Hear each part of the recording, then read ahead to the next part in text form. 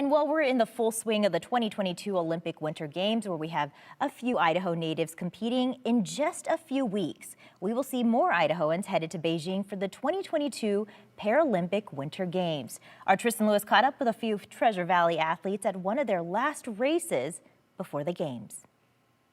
Athletes from across the country are in Sun Valley this weekend for the Boulder Mountain Tour. But two athletes that are competing in Beijing in just a few weeks didn't have to travel too far.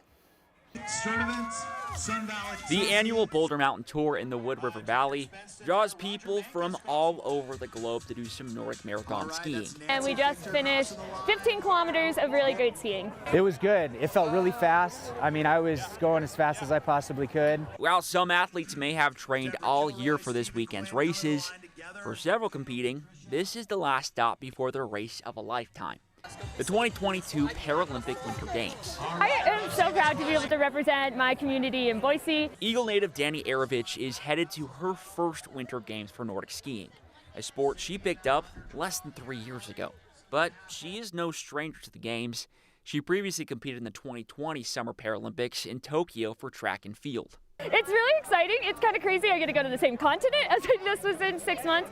But the opportunity to compete in both summer and winter, despite a global pandemic going on, we feel really lucky that we still have the opportunity to compete. Joining her on this year's Paralympic team is another familiar face to the Games, Sweeney of Boise. I'm super excited to be able to go back and represent my country. That was always the biggest part of me going to the Games in the first place. Sweeney won gold for ice sled hockey in the 2014 Sochi Paralympic Games.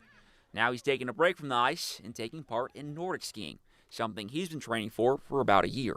And then I just had the opportunity to go to a couple international races, and I did so, and next thing I know, I was named to the team. Both Idaho Paralympians credit the Challenged Athletes Foundation for getting them involved in their sports.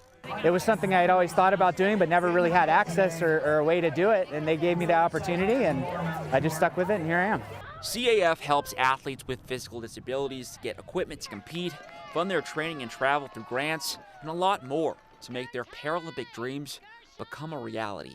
I think my favorite part about competing now is not only showing other people with disabilities that they're capable of being high performance athletes. I think it's been really great to be able to educate my able-bodied peers on what the Paralympic movement is all about.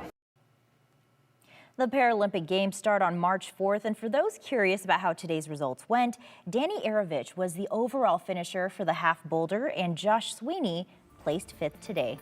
We'll be right back.